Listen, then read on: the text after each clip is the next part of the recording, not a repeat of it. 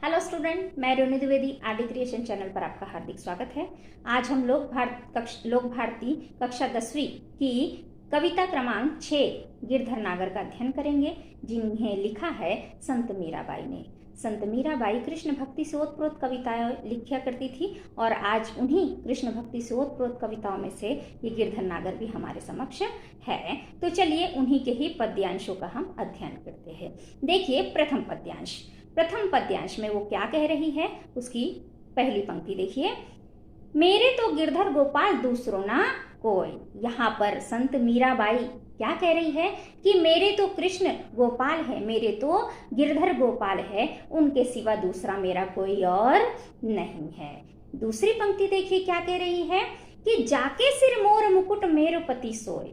जिसके सिर पे मोर के पंख वाला मुकुट है वही मेरे पति है, वही मेरे स्वामी है।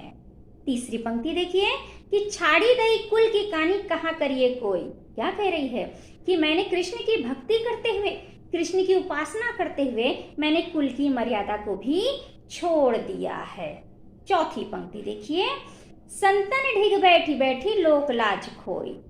संतों के निकट बैठ कर, ढिग यानी निकट, संतों के निकट बैठ कर मैंने लोक लाज की भी चिंता करनी छोड़ दी है। अगली पंक्ति देखिए, असुवन जल सींच सींच प्रेम बेली बोई। मैंने आंसू रूपी जल से प्रेम रूपी बेल को सींचा है। अगली पंक्ति में क्या कह रहे हैं, अब तो बेल फैल गई आनंद फल होई। और अब तो वो बेल इतनी बड़ी हो गई है कि उसमें आनंद रूपी फल भी लगने लगे हैं।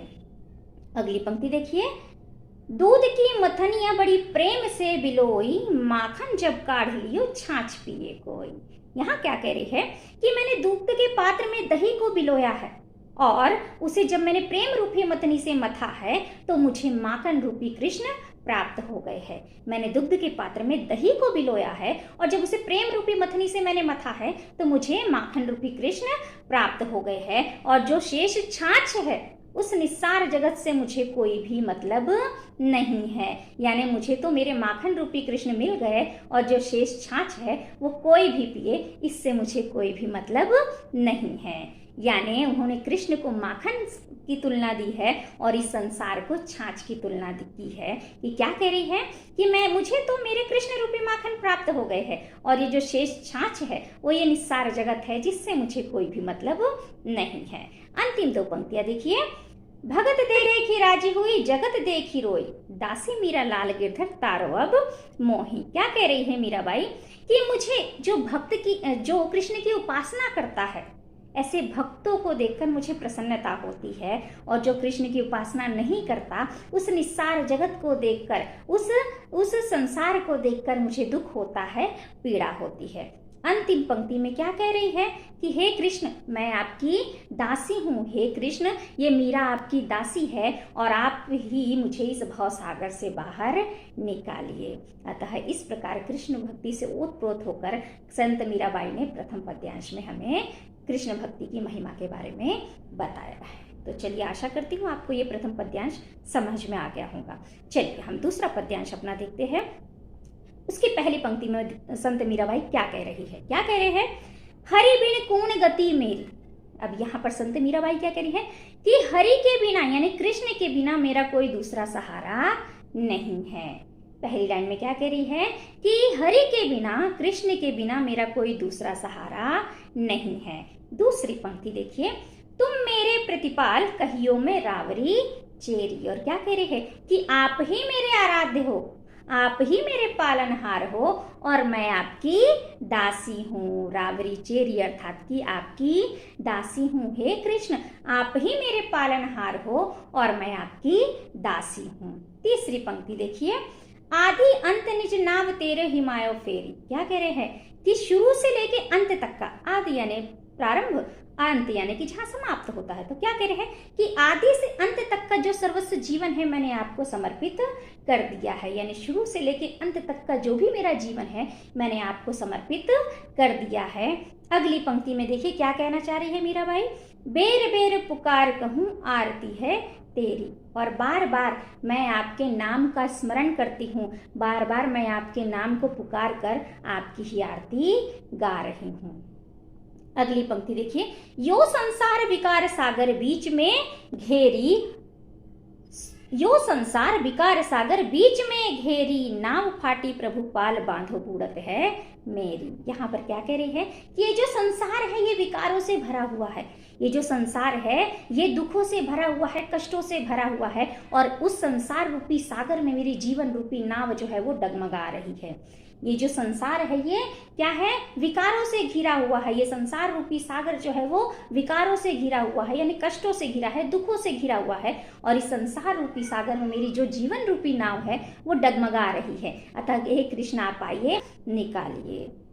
अंतिम दो पंक्तियों में क्या कह रही है, बिरहणी पिव की बाट जो वे राख लियो नेरी, दासी मीरा राम रटत है मैं शरण हूं तेरी। क्या कह रही है कि हे कृष्ण मैं आपके प्रेम के वियोग में विरहणी बन गई हूँ। हे कृष्ण मैं आपके प्रेम के वियोग में मैं विरहणी बन गई हूँ और निरंतर बस आपके ही आने का राह तकती हूँ। हे कृष्ण मैं आपकी विरहणी हूँ और निरंतर बस आपके ही आने की राह में देखती हूँ।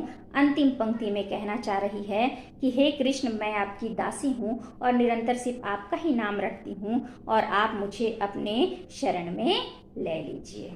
तो चलिए, मुझे लग रहा है कि आपको दूसरा भी पद समझ में आ गया होगा।